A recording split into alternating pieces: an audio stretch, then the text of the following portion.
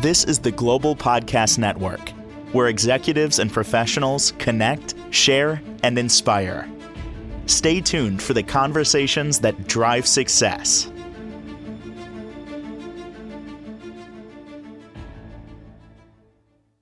I appreciate you being here today. Welcome back. And if you are feeling that, life is just not moving forward, you had these goals sitting over here and you're not that much closer to them. Maybe you're stuck in a proverbial rut. I'm going to ask this question with love. What are you doing? What are you doing? Are you taking consistent action on those goals? We're going to dig into that today, how that looks through the eyes of somebody that creates a ripple effect. And once that effect takes place, magic happens. She is a leadership coach at Ripple Effect Consulting, and she's also our professional of the year. River Easter is back with us. How are you doing today? I am doing really well. It's a beautiful day. Same So, here in New York. You're California, right? yeah, we're in California. We're experiencing some cooler weather. So we're all like, yay, getting all of our garages cleaned out right now. Well, the weather's cool or the gardening. Yeah, midsummer, cooler weather, California. I think Nevada City year round. What's cooler weather? Upper 70s? What do you think? Mid? Yeah, upper 70s is cooler weather. Last Mm, year it was so I don't think I've ever experienced it so hot here. um, I remember that from last year. I really do. It was pretty wild. It And then was yeah, gorgeous. yeah. I'm 82 in the New York area, suburb of the city is where I am. So almost kind of the same weather, refreshing. Yeah, Um, nice. we have no excuse to use for the weather for not getting our goals met. So there's other reasons that that's not taking place. Consistent action. Sounds kind of obvious what that is, but is it really? Let's dig into that right there. Well, I just love how you always tee it up and you tee it up usually in a positive manner. So I really appreciate that. And I think probably everybody that listens to your shows love the way that you do that. It comes from within. I'm serious. Like people ask me, you got a script? I've never, no, like I just don't. There's nothing wrong with that. Um, I can relate to this. I have things floating out here on the side that I want to achieve, started on it, haven't seen it produce results yet. So I get the consistent action. And I don't want to say I'll give reasons, but we can circle to that. I relate to this very much so. So I'm intrigued to see where we go with this today. Oh, and there's so many excuses that we could come up with that are really, really, we would get a lot of agreement with, right? A lot of agreement with our friends, with the Mm, world. And it is, but it's that most people that I know, they're intelligent, they're really super capable, yet they're stuck. So they keep hitting like this invisible wall that really prevent them from taking what I like to call, and we've talked about it in the other podcasts, where we're taking consistent and inspired action. And what do I mean by inspired action? Inspired action is action where you're aligned with your vision. So, in other words, you're not taking action from, is this really going to work out? Right? Oh, I really hate doing this. Oh, I have to do it, or I should be doing it. Though that is a really low vibration. That's when you're in your saboteur, what we call your saboteur pathway, and I'm going to introduce that. And I think mm. maybe I've said that in the past. We want to align with that what is it that you would love so that you're having that consistent focus in your mind, because if you're coming from, oh, I love this, I would love this to have happen, and I'm excited about the result, like say for example, if you're a student and you are working on a paper, I wish I would have done this. I wish I'd have known this when I was a student, Mm. and you're working on a paper and you're thinking about getting your diploma or passing that class because you completed this paper. And I had a client who didn't complete their degree, their undergraduate degree, because of one paper. One single solitary paper spent that I think they spent a few years before I they started working with me and got Wow. the paper done. So without, I mean, we opened that door, curious. What held them back on that one paper? What holds us back? That is the question, right? Why do we get in our own way? And we want to make it that it's out there. Like, oh, I just didn't have enough time. Time is a big one. Or I lacked this. I didn't have the resources. Lack is a big one. I'm not too old, I'm too young, I'm not educated, oh, I don't have the tools. How many of us are planning and overly planning and perfecting? Oh, and we get another idea. So, oh, we can't do that. I've been working on a video, so I can really relate to this right now. Mm. And I got another idea, so I made another video, like another outline for a video. And now it's like, okay, I've I now know that I just, the rubber's hitting the road here. I have to do it. I don't care. It's not perfect. So it's not the Mm. people. You know what? Let's go right there. Because you Okay. said it, I'm thinking it. It's not perfect. I remember during COVID, I'm like, all right, well, I got time. I'm going to start making some videos right here. Set up, camera, Nikon DSL, DSLR. Like, it's all right, fantastic. Let me go. I've got some photography background, audio in my wheelhouse. Wasn't happening because I kept looking at the video, not to get geeky here, but apparently the color temperature was off, so the wall didn't look the right color. My skin tone wasn't what I thought it would be. It was, if you saw it and saw every single take, you would say, Steve, what's wrong with you? They all look the same and it looks great. Go with it. It's fantastic. I got in my head and over and over and over and over. That's about the beginning of me jumping off the perfection train. About a year or so after that, that's where I jumped off. I'm only bringing that up. You said perfect, right? I believe that's one of those things that kind of gets in our way.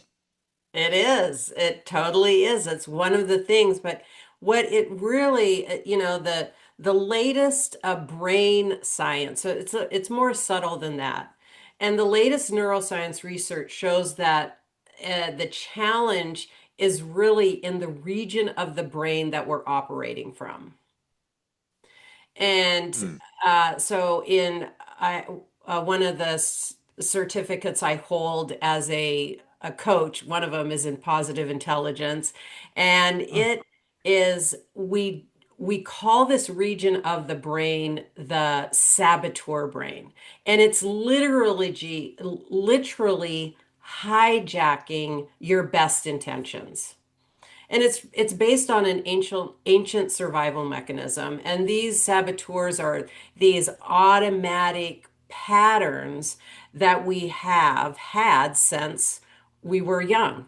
They started out as our strengths and a survive, and everybody has them. I don't care the type of childhood that you had, you will have them. And that they start out as our strengths, but then our they start working against us because we overuse them and we overabuse them. So it's sort of, think about you doing a hammer for everything. Oh, I need to clean the window. I'm going to take a hammer to it. Oh, I need to wash the dishes. I'm going to take a hammer to it. I mean, that's a very silly thing, but you're taking the same tool to a situation where you may need to take another tool. I want to ask you this. You said when we were younger, it worked. It supported us, whereby now it doesn't really support us. How did it work when we were younger? Okay, so let's just take a really good one that probably a lot of us can relate to called procrastination. Oh, okay. That's another P. Perfection, procrastination. All right. And in the positive intelligence language, we call it the avoider saboteur. And the avoider saboteur says to ourselves that it's well, the strength of the avoider is it's very flexible and adaptable. The negative is that we avoid tasks or things that are unpleasant. So we may avoid tasks that we think are going to be um, like a big task, like cleaning up my office. Oh, that Mhm. just feels like a really big task. So, or let's just say cleaning out the garage or what are the things that you haven't done that you've been wanting to do? Everybody right now, think about a time because learning is experiential. It is not, there's one thing to know. Once you say, "Oh, I know that," you're not in the learning mode. So you take an experience or something that you've been putting off and start really thinking about it from an open mind. Hmm. And so the avoider that it'll avoid conflict, any kind of conflict. And the lies that these saboteurs tell us is somehow it's either going to magically work out, like a conflict with a coworker or employee. Managers, really, that's one of the things I love to work with on managers is having these difficult conversations or awkward conversations because I can help them work through it through a process. And it's much easier. Oh, it's so much. And it really builds trust and strengthens your relationships. So, and then the others, it's just going to say somehow it's going to be easier. So we're going to Hmm. do it later. Oh, we're going to be more inspired. And the other thing about these saboteurs is that you don't usually have just one, you have a few of them, and then they tag team together. Hmm. So the perfectionist comes in, right? And so I'm getting it. I'm seeing. Can I give an example exactly based on what you're saying? What please, I just learned. please. Okay. Okay. Tag team, like a wrestling match. Hulk Hogan rests his heart. Um, so here we go. Perfectionist comes in. Wow, it's got to be perfect. It's got to be perfect. Then the procrastinator comes in and says, well, give it a little bit of time. You got to give it more time, and then that'll make it perfect. Oh, okay. Yeah, that's a great idea. Okay, we'll wait because we want it to be perfect. And if we take more time, it'll be perfect. You follow where I'm going with that? Like they're Yes, talking to each other, they're working with each other. exactly, exactly. And the thing is that when most of us wake up in our saboteur minds pathway, and we stay in that saboteur pathway, we get triggered. It's a survival mechanism. It's to survive. And so this is any time, just think about this, anytime you have a negative emotion, you know that you're in your saboteur pathway. Ooh, wow. Got to think about that. Anytime you're in a negative emotion, saboteur pathway, Mhm. it, the saboteurs are already working on you right there because it's a negative emotion. Exactly. You're Wow. in because the saboteur pathway is really more, a lot of people refer to it as your fight or flight, but it's much bigger than that. It's an area of Hmm. a region of your brain, a neural pathway that's very overdeveloped. And think about your brain. Anytime your brain uses something, and you don't use another region of your brain or another pathway, it it goes into automatic mode, right? It's an energy conservation because it uses so much energy. So that's how habits develop so that we can do them automatically. When we first started driving a car, we had to do everything go through everything, every step. But as soon as you got really good at it, you can drive a car and be driving for 10 minutes and be like, I don't even remember the last 10 minutes that I was driving, right? Hmm. I mean, that's because it's really, really good at creating automations basically. But what happens is then we're in automatic mode most of the day, and we're in these old pathways that aren't serving us. Which is our subconscious in control. Yeah, they're really dictating. And so this is really simple framework called mental fitness to increase your mental fitness. It's based in neuroscience. There's a latest research on it, and they broke it down to the core factors. What are these core factors? And that's why I love this framework, is because of the research behind it. And because I always I wanted the magic pill, right? To success, right? We're all looking for. Well, this in a way is kind of close because you get clear on what it is, what your main saboteurs are, and then learn how a process to interrupt these saboteurs so that you can take command of your brain. Mm. Mm. And once you have command, then you get out of this region of your brain, you recalibrate your nervous system, I like to say, so that you're in the part of the region of your brain that you're activating is the region of your brain that has your creativity.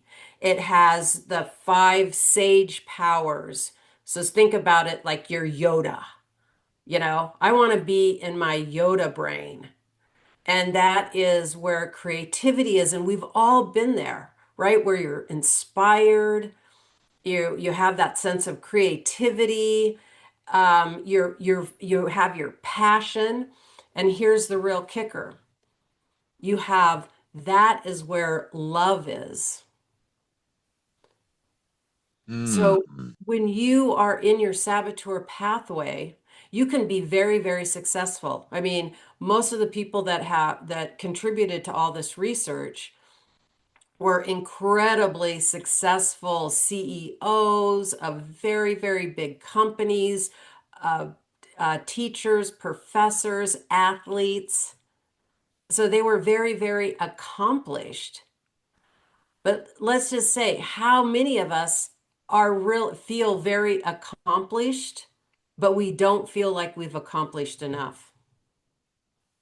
Right over here. Yeah, Yeah. And I I feel, should be doing more. I should be further along. I should have more money. I should have blah, blah, blah, right?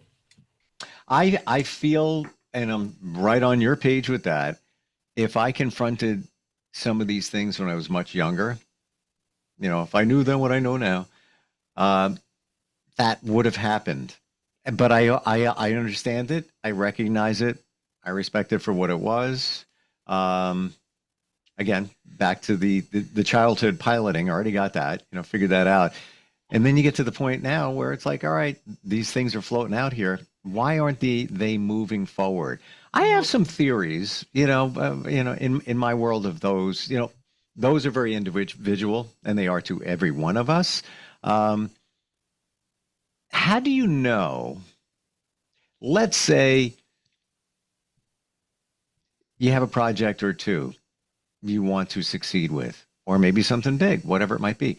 How do you know it's just not either meant to be or outside factors? Let's say you partnered with somebody on a business and it's, you're trying to make it work, but it's just not working.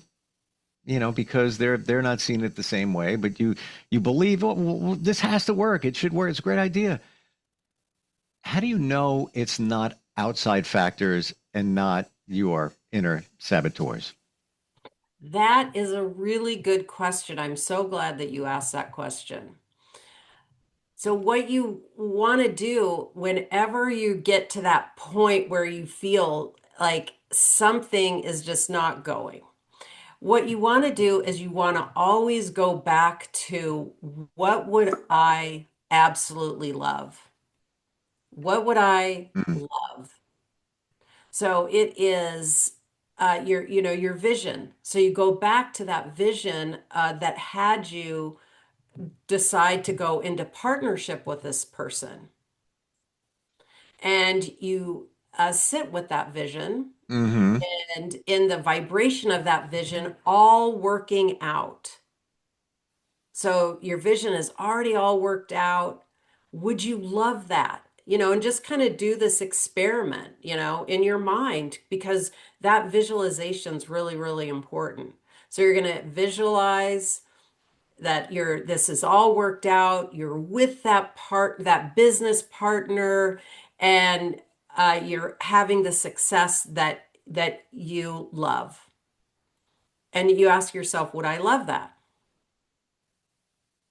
And if the question is a yes and a really big yes, then you go back to ask yourself, what is it that I either need to think differently, or is there an action that I can take that is going to move me forward? mm. And you sit with, I mean, I usually don't like people to sit with things to think about it, because what happens generally is that then they start trying to figure it out. And we're actually want to connect up with a part of us that's part of infinite intelligence that knows everything. And that if that is truly what you would love, then there's a solution to make it happen. There's always a solution. And that may not be the person. Can I interject one thing in here? And Yeah. I'm totally right there with you. I sit with things longer, and that's how I process them. Mm-hmm. And I maybe process of elimination. Is that the issue? No, that's not it. Is that the issue? No. That could be a challenge here. Mm-hmm. And let's say going, with the hypothetical situation, partnering with somebody business, and it's not really taken off yet. Right. Intuition, listening to your intuition when you're Yes. through that process, hearing it, what it's saying is because I believe that is the ultimate in terms of piloting you or giving you, validation of whether person is right, in this situation, in this example. I think that has a lot to play with it because I've been involved working with someone over the years, and then you feel something's not right here. And it usually came back to the intuition was saying, take a look at that. That's not the best choice here. What's your feelings on that? Do you pilot by that, your intuition? Well, I definitely think that your intuition is a key factor in guiding you. Hmm And a lot of people say, well, I don't really have intuition. And I always go back to what Gandhi said, is that or Einstein. So Gandhi, or I can't remember. I always have that, but that one of those said that your intuition is as loud as everybody has it, but it's as loud as you're willing to listen to it. And so I think it's something that you can develop and learn what is the voice of intuition and what is something else. And it's definitely something that you Uh, can learn, and you can start following your intuition and start noticing, but your intuition is generally a calm voice. It's not emotional, it's not a yep, cheerleader. yep. It's very calm. It's the one that says, "Oh, bring your umbrella," or "Don't park your car there." My husband hit my car once because I parked it at a bad Oh, spot. whoops. Yeah, those kinds of things. And I just want to say though, the mental fitness is the way that you begin to build on these strengths because that if you can be very successful when you're in your saboteur pathway. However, you're not ever going to get happiness because if you have a hyperachiever, which is a person who's very goal oriented, and I'd say, most of the people that I work with that's one of their saboteurs, is that you never feel like you're doing enough. Hmm. You Wow. know, that voice is that you should be doing better. You should be riding like I ride my bike and it's like I'll be out riding and I'll be thinking, well, I should be going faster. My average should be faster. Meanwhile, you're out, you're exercising, fresh air on a bike, and yeah, I don't want to say you should be happy with that because that's you, but I miss the point. I'm not enjoying the journey. And that's really one of the things you want to start to identify is how can I enjoy this journey? Because we get so narrowly focused on the goal and the mm, not the journey. so true. And I Yeah. believe part of that, we're just about out of time. Okay. I believe part of that comes from gratitude. Just saying that, you know, and I don't mean this in a rose-colored glass kind of way, but just like be thankful for what you got. Mhm. You have the opportunity. I'm just going with the bike thing. You have the opportunity to do it. You're on your bike. You're getting exercise. You've already biked a certain distance. You're at a decent amount of speed. And be happy that. And I do that all the time. Believe me, in many different situations. I'm probably the king of the should be better.